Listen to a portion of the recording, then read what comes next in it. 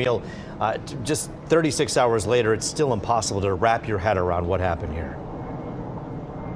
Yeah, Roop, it really is. And ironically, or maybe not ironically, organizers were actually organizing a vigil before this for all of the victims in Buffalo, New York. They were planning on doing that, and then this horrible tragedy in Texas, of course, honoring tonight everyone involved in these horrible tragedies.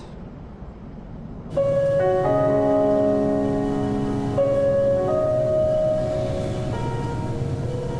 just aren't enough words, especially as you view these pictures and you remember and think about these parents and these families. It's just absolutely devastating. One day after 19 students and 2 staff members were killed at an elementary school in Texas, people hundreds of miles away in southwest Detroit gathering to grieve at Santos Church.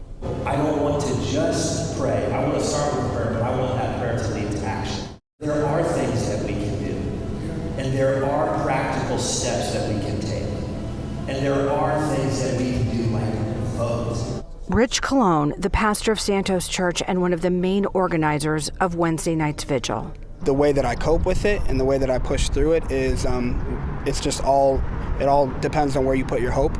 Our hope, we believe, is in a God that is present with us through our struggles, that relates in our struggles. What I love to see in this room tonight is the unity among churches. There's several churches represented here, and we've all come together because we have more in common than we don't. And while they may not be able to make sense of this latest mass shooting, they do find some comfort and solace in just being with each other.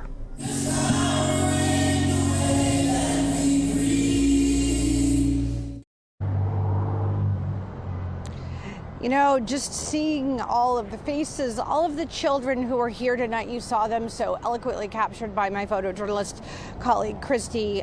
You know, these kids are the same age as the kids that were shot in Texas, and it's heartbreaking. It's absolutely heartbreaking. And you try to make sense of this, and there's no way to make sense of it. And seeing these kids, it really rips your heart out. I hope that everyone at home can just understand, you know, what people are feeling, just people who are even in Detroit, just hundreds of miles away.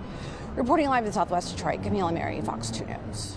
Yeah, Camille, suddenly Uvalde, Texas doesn't seem so far away. You know, the pastor obviously offering prayer, but he said in that story that there are practical things we can do.